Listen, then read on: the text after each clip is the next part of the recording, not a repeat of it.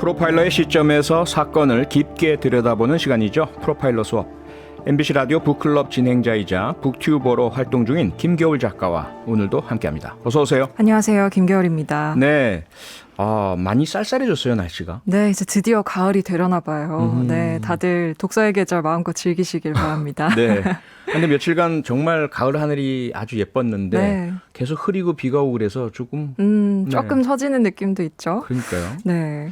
네, 오늘 수업도 청취자 여러분과 함께합니다. 지금 유튜브로 생중계되고 있고요. 유튜브에서 표창원의 뉴스 IK 검색해서 들어오시면 저희 수업 장면 보실 수 있고요. 댓글로 직접 참여하실 수도 있습니다. 네, 문자 참여도 열려 있습니다. 짧은 건 50원, 긴 건 100원이 드는 문자 번호 샵 8001번 또는 무료인 스마트 라디오 미니와 유튜브 댓글로 의견 보내주세요. 제가 여러분의 궁금증을 모아서 대신 질문해 드리겠습니다. 네, 프로파일러 수업 본격적으로 시작하죠. 오늘 만나볼 사건은 무엇입니까? 네, 오늘의 사건은 인터넷 방송에서 나타난 비극인데요. 먼저 준비된 내용으로 들어보시죠.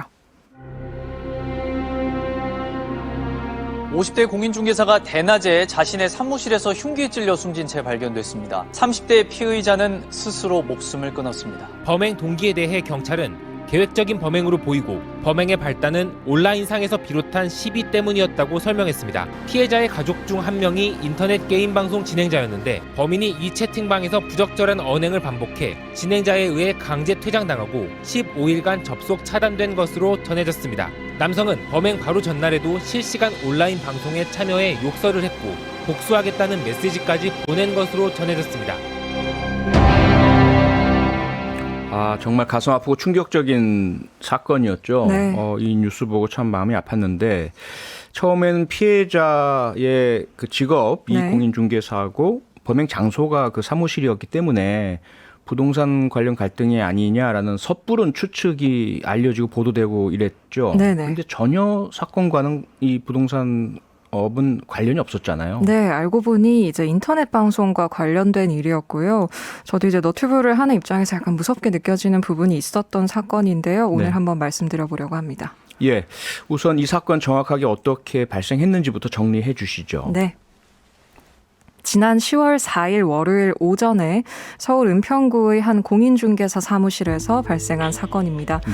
피의자인 30대 남성 A씨가 50대인 피해자 B씨를 흉기로 살해한 뒤에 200m 정도에 떨어진 빌라 옥상에서 극단적인 선택을 했습니다. 경찰이 조사한 결과 사실 A씨는 피해자 B씨의 딸에게 불만이 있었던 것으로 드러났는데요.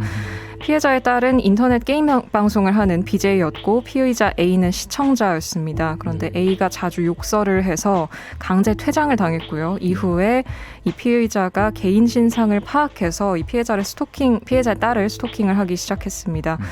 피의자 A씨는 BJ 어머니의 전화번호와 신상 정보를 알아내서 딸을 만나게 해달라 이런 식으로 요구를 했고요. 어머니가 거절하자 이러한 범행을 저질렀습니다. A씨는 공인중개사 사무실에 들어가기 직전에 딸인 BJ의 SNS에 협박 메시지를 보냈어요. 근데 딸이 경찰에 신고를 했음에도 불구하고 범행을 막을 수는 없었습니다. 같은 장소에 있었던 건 아니거든요. 네. 그래서 벌어진 끔찍한 사건입니다. 네, 이 사건에서 프로파일러로서 주목하는 포인트는 스토킹입니다. 스토킹 문제 참 심각하죠. 심각하죠. 벌써 한두 번도 아니고요. 네. 그리고 이 사건의 제목부터 사실 저는 부동산 중개사 살인 사건이란 제목은 잘못됐다고 생각을 네, 하고요. 네. 오히려 스토킹 살인 사건으로 봐야 되지 않나 싶고 네. 이 스토킹의 종류와 이유도 여러 가지가 있거든요. 네. 그러니까 애정 관계 때문에 이게 사귀던 그런 대상자를 스토킹하는 경우, 네. 혹은 단순 집착형도 있어요. 예를 들어 운전을 하다가 시비가 붙어서 네. 자신을 기분 나쁘게 한 차량 소유주를 끝까지 쫓아다니고 괴롭히고 하는 경우도 스토킹에 해당됩니다. 또는 직장에서 시비가 붙었거나 자신에게 뭔가 불리하게 했다라고 생각한 직장 동료나 상사를 끊임없이 괴롭히고 따라다니는 스토킹도 있어요. 네. 이 경우는 그러니까 그 인터넷 BJ와의 관계가 아직 다 나오진 않았지만 네. 만약에 그런 애정의 일방적인 그런 흠모 이런 게 없었다라고 한다면 단순 집착형이라고 봐야 되겠죠. 자신을 무시했다, 네. 자신을 내쫓았다, 이 부분에 대해서 자기가 견뎌낼 수 없는 거예요. 어떻게든 해야 되겠다라는 전형적인 스토커들의 심리고요. 이 사건에서 보듯이 스토킹은 물론 다 이렇게 살인 등 강력범죄로 귀결되는 것은 아니지만 네. 그 스토커들의 심리가 상당히 위험하고 집착에 사로잡혀 있기 때문에 네. 이 강력범죄가 일어날 가능성이 크다. 그래서 정말 주의 깊게 대응해야 하는 범죄가 스토킹이다라는 말씀을 꼭 드리고 싶어요. 네, 이 스토킹을 중심으로 오늘 사건을 한번 좀 분석을 해보도록 하겠습니다. 네. 이 피의자가 말씀해 주신 것처럼 스토킹을 했고 그리고 범행을 저지른 뒤에는 극단적인 선택까지 했는데요. 이 피의자의 심리 상태를 어떻게 봐야 될까요? 이 전체적으로 한번 보실 필요가 있어요. 30대 남성인데 네. 인터넷 방송에서 자기가 강퇴당했다는 것, 그게 상대방을 이렇게까지 쫓아가서 또 아무 상관없는 그의 어머니를 살해하고 네. 자기가 스스로 목숨을 끊을 만한 일인가 도대체. 우리가 납득이 안 되잖아요. 네, 네. 그러면 왜 이런 일이 일어났을 걸 봐야 하고 이런 행위를 한 사람은 이상 성격 내지 이상 심리가 있다고 봐야 하거든요. 그럼 이상 성격과 이상 심리의 중심에 뭐가 있느냐? 자기가 없는 거예요. 자기란 존재의 정체성, 자기 존재에 대한 존중감, 자아 존중감이라고 하죠. 네. 이게 없는 거예요. 그러다 보니까 누구라도 자신을 뭐 비판하거나 비난하거나 무시하거나 자신의 어떤 제안을 거절했을 때 자기 자체의 존재가 말살당하는 듯한 위기감을 느낍니다. 네. 그래서 이 문제를 아무것도 아닌데도 불구하고 자기의 온 생명을 다 걸고서 상대방을 응징하겠다, 복수하겠다, 또는 바로 잡겠다 이러면서 끝까지 쫓아다니는 행위를 하게 되는 거죠. 그래서 이 심리 상태가 사실 이렇게까지 극단적으로 나아가지 않는다 하더라도 그 전 단계까지 갔을 때 피해자들이 엄청나게 공포와 두려움을 느끼거든요. 도대체 저 맞아요. 사람 왜 그래? 네. 얼마까지 날 쫓아올 거야? 섬뜩섬뜩한 그런 네. 상황. 이 가해자 스토커의 심리의 문제입니다. 그러하다면 이제 이 복수심도 굉장히 강했던 것으로 보이는데요. 뭐 이 차단을 당하자 너도 방송을 못하게 하겠다 뭐 이런 식의 발언을 하는 것으로 알려졌는데 이 피의자가 당사자가 아니라 가족을 범행 대상으로 삼았잖아요. 그 네. 이유도 뭐 어떤 복수심의 발로라고 볼 수 있을까요? 일단 이 사람이 여기에 이렇게 분노하게 된 그 중심에는 앞서 제가 자기 정체성이 없다라고 봤잖아요. 자아 존중감이 없다. 네. 그 대신에 인터넷 상에서의 자신의 아바타면 아바타, 네. 캐릭터면 캐릭터, 여기에 병적인 동일시를 한 거예요.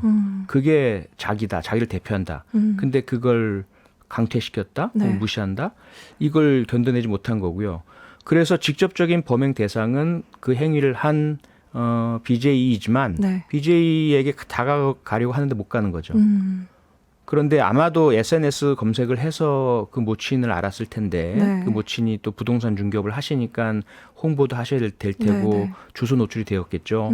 그래서 찾아가서 원래의 목적은 그 어머니로부터 BJ의 주소나 접근할 수 있는 경로를 알고자 했을 텐데 네. 어머니가 딸을 보호하기 위해서 당연히 안 알려주겠죠. 그렇죠. 그러다 보니까 포기할 수는 없겠다라는 본인의 생각이죠. 그 복수심을 어떻게든 그 딸을 연상시킬 수 있고 관계가 있고 딸이 가장 좋아하는 이 분을 해침으로써 그 딸에게 가장 큰 상처를 안기겠다. 이러한 어떤 마음으로 이렇게 변화된 것으로 보입니다. 아, 굉장히 끔찍하네요. 이 말씀 주신 부분에서는 이제 얼마 전에 있었던 제주도에서의 살인 사건이라든지 네. 또 노원 세모녀 살인 사건, 이 김태현 살인 사건이 떠오르기도 하는데요. 9194님도 문자로 김태현 살인 사건과 이번 사건이 유사한 것 같습니다라고 의견을 주셨습니다. 네. 네, 그러니까 스토커의 심리는 상당히 유사하죠. 집착이라는 면에 있어서. 네, 다만 김태형 같은 경우는 애정이라는 것, 본인의 일방적인 애정이죠. 네. 그 상대 여성에 대한 그런 부분들을 받아들여주지 않는 것에 네. 대해서 복수하려고 했던 것이고요. 인터넷에서 강퇴당했다는 것을 가지고 이번 사건은 일어난 것이고, 네, 그리고 김태현은 그 자기의 어떤 그 응징 대상에게 다가가기 전에 그 전 단계로서 어머니와 자매죠. 네. 자매에게 계속해서 살해를 저질렀던 네. 이러한 행동들인 거고, 이번 사건은 어머니를 살해함으로써 종결을 한 이런 사건이죠. 본인은 네. 목숨을 끊었고 김태현은 시도를 했다고는 하지만 진지한 자해 자살 시도는 아니었던 것으로 보이고요. 네. 네, 이 BJ인 딸이 범행 직전에 문자를 받고 신고를 한 것으로 알려졌는데 네. 이 시점상 조금 이미 어려운 상황이었던 걸까요? 막기는 좀 어려웠을까요? 네, 보도를 보면 협박 문자를 보내자마자 바로 그 바로, 직후에 네. 모친을 살해한 것으로 보이고 네. 따님이 계셨던 곳과 모친이 계셨던 곳이 떨어져 있었기 때문에 먼 네. 곳에 직접 따님이 어떻게 할 수도 없었고 만약에 근처에 계셨으면 오히려 따님도 또 피해를 입으셨을 거예요. 네, 네. 그래서 이 따님이 경찰에 신고를 했지만 경찰에 출동했을 때는 이미 네. 사건이 다 벌어진 뒤였죠. 네. 너무 안타깝습니다. 네, 정말 안타까운 사건이고요. 그런데 이번 사건 말고도 다른 스토킹 피해자가 있다는 이야기도 나오더라고요. 이제 여성 BJ를 상대로 비슷한 패턴으로 뭐 욕설을 하고 차단을 당한다든지. 그러니까 그동안 이러한 식의 스토킹을 좀 반복을 해서 뭔가 또 다른 피해자가 있을 가능성도 있겠죠? 충분히 있죠. 그러니까 이런 스토커들은요. 특정 대상에게만 스토킹을 하지 않습니다. 뭐 연인 관계도 마찬가지고요. 네. 그러니까 그 결혼 관계에서 이혼을 원하는 배우자에게 집요하게 스토킹을 하고 이혼 결정 이후에도 스토킹하는 사람들도 있어요. 네. 그러다 이 사람이 다른 사람을 만나잖아요. 그럼 그 사람이 혹시라도 또 거절하거나 이렇게 되면 또 스토킹을 합니다. 그래서 영국에서는 이 스토커들의 신상을 공개하는 법을 제정을 했죠. 네. 왜냐하면 이들이 한 사람에게만 스토킹하고 그치는 것이 아니라 대상을 바꿔가면서 스토킹 행위를 하기 때문이거든요. 네. 그래서 아마 이 사건의 그 범인 역시 이번만이 아니라 다른 피해자에게 스토킹을 해왔는데 그때는 접근을 못했기 때문에 네. 피해자를 살해하지 못했을 가능성 분명히 있죠. 그리고 이 사건에서 또 안타까운 부분이요. 이 어머니를 잃은 피해자에게 일부 시청자들이 좀 도를 넘는 악플을 달았다고 합니다. 그 내용도 참 보고 있기가 끔찍한데요. 뭐 그런 가해자를 옹호하는 댓글을 단다든지 아니면 이제 성희롱이나 협박성 악플을 단다든지 하는 그런 내용들이 있었습니다. 이것도 사실 가해잖아요. 이런 댓글을 다는 심리, 현상 어떻게 봐야 될까요? 가해자에게 동조하는 심리죠. 동일시하고 네. 이들도 대단히 위험한 사람들이에요. 정도의 차이는 분명히 있겠죠. 네. 이 가해자와 똑같은 형태로 강력범죄를 저지를 것이다라고 단정할 수는 없겠지만 네. 그 심리적 메커니즘은 유사하다. 피해자를 탓하는 것 병적입니다. 물론 피해자가 때로는 뭐 잘못이나 또 어떤 범법 행위를 한 피해자가 그에 어떤 어울리지 않는 강력한 범죄 피해자가 되는 경우들도 있어요. 네. 예를 들어 그 무단 횡단을 하다가 그 운전자를 깜짝 놀라게 했다. 그래서 깜짝 놀란 운전자가 화가 나서 그 무단 횡단하던 보행자를 차로 쳤다. 어떤가요? 그 무단 횡단에 대해서 비난을 할 수 있나요? 해야 되나요? 네. 좀 무단 횡단의 네. 자체에 대해서 물론 어떤 현상, 그 현상에 대해서 이야기할 수는 있겠어요. 네. 그리고 무단 횡단 행위에 대해서 과태료 처분이라든지 할 수는 있겠죠. 네. 하지만 그런 행위를 했기 때문에 운전자가 놀랐고 그 운전자가 복수 심리를 가지고 차를 친 것까지 옹호한다. 이건 정상적인 사람의 심리가 아닌 거죠. 그렇죠. 그렇다면 이 사람은 이러한 잘못된 돈 없는 악플이나 댓글 다는 사람들은 이 사람 내면에도 어떤 자아 존중감에 아주 낮은 그런 상태. 그래서 누구든 걸리기만 해라. 내가 나를 무시하거나 나를 모욕하거나 이렇게 한다면 가만 안 두겠어. 라는 잠재적인 스토킹 심리를 가지고 있는 사람들이 무척 많거든요. 그래서 이런 악플은 그런 심리의 발로고 표현이다. 이렇게 봐도 무방할 겁니다. 참 이런 위험으로부터 어떻게 보면 약간의 방어가 되어줄 수 있는 다행스러운 소식이 있다면 10월 21일부터 이제 스토킹 처벌법이 시행이 되게 되는데요. 네. 이 법이 시작되면 어떻게 좀 이런 비극을 막을 수 있는 상황이 될까요? 아무래도 전보단 낫죠.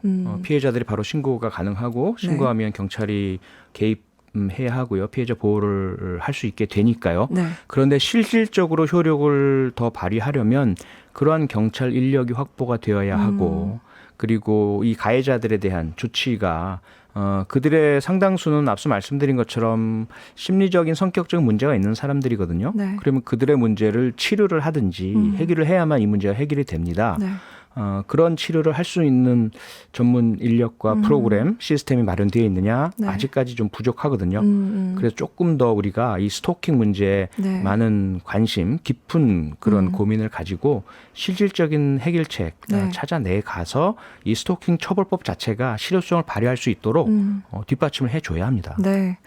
사실 이런 인터넷 개인 방송, 그러니까 또 유튜브 역시 이런 스토킹의 위험으로부터 안전하지 못한 굉장히 위험한 사실 장소잖아요. 그렇죠. 네, 이러한 공간에서의 어떤 스토킹이나 어떤 범죄를 막을 수 있는 방법이 있을까요? 사실 뭐 자신의 일상을 보여주는 영상들이 많기 때문에 네. 스토킹 타겟이 될 가능성이 높아 보이기도 하거든요. 참 안타깝습니다. 그 SNS 같은 경우에도 그렇고 다들 나와 같을 것이다라고 생각을 하시거든요. 다들 어떤 상식을 가지고 있을 것이다. 돈 없는 행동을 하지 않을 것이다. 라고 하면서 본인의 신상이나 어떤 장기나 사생활 노출들을 하시는데 네. 그중에 아주 소수일지는 몰라도 누군가는 이상심리, 이상성격 소유자일 수가 있고 자아존중감이 무척 낮고 그래서 유튜버나 SNS 인플루언서나 이런 사람에게 과도하게 동일시를 하고 혹은 추종하고 그리고 집착을 하고 네. 이럴 수 있다는 거 명심을 하시고 본인의 사생활 개인정보는 공개 안 하시는 게 좋을 것 같습니다. 네, 저도 좀 주의를 해야겠습니다. 프로파일러 수업 오늘 이쯤에서 마무리할까요? 네, 오늘 여기까지 하고요. 지금까지 프로파일러 수강생 김겨울 작가와 함께했습니다. 수고 많으셨습니다. 감사합니다. 평일 저녁 6시 5분에 여러분을 찾아갑니다. MBC 라디오 표창원의 뉴스 하이킥.